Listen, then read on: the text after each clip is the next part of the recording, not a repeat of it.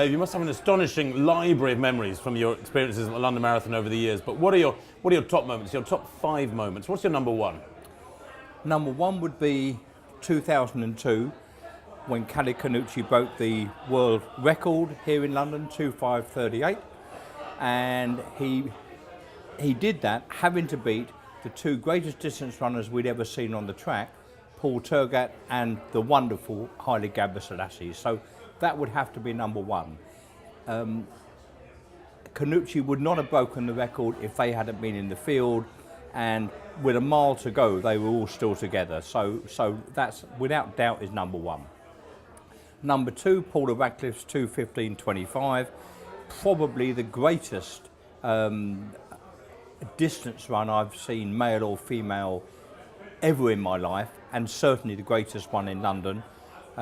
Absolutely awesome, and there was a real contrast there, because Paula was in effect on her own in a women's event, whereas at least there was a real contest going on in that previous men's race the year before with Khalid. Paula's performance was absolutely astounding. It was a solo run, bit of help from pacemakers admittedly, but it was a solo run, and I don't think we'll see that time beaten in the next 25 years, which means I probably won't see it beaten. And then, that's the elite side of things, and London's renowned for providing astonishing racing, great contests, so the times are almost secondary. But the charity side has been massive as well, and Michael Watson's run a few years back, I think that was 2003 as well, was very special.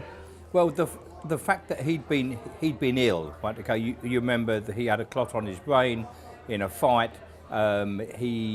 He then struggled to survive for 2 or 3 years, came back and was able to do the marathon, not made up, it took him 6 days to get round.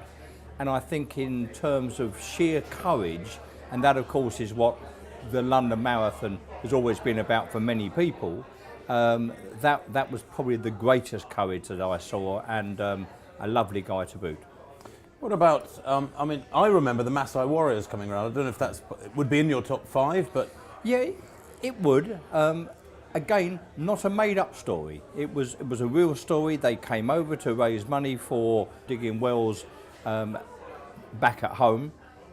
They had never run before. They'd never been out of the country before, never been out of Kenya and Tanzania, where they came from.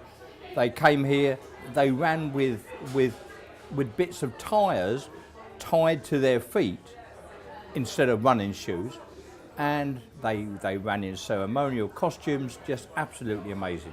So that covers 4 of the 5, I suppose. Dave, what's your number 5? Probably number 5 comes back to the elite side. Eamon Martin in 1993. In those days, the race finished on Westminster Bridge, and I remember standing there in amazement.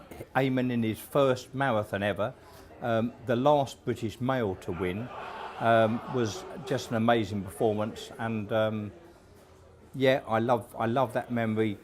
Big Ben behind him as he came over the finish line, just wonderful.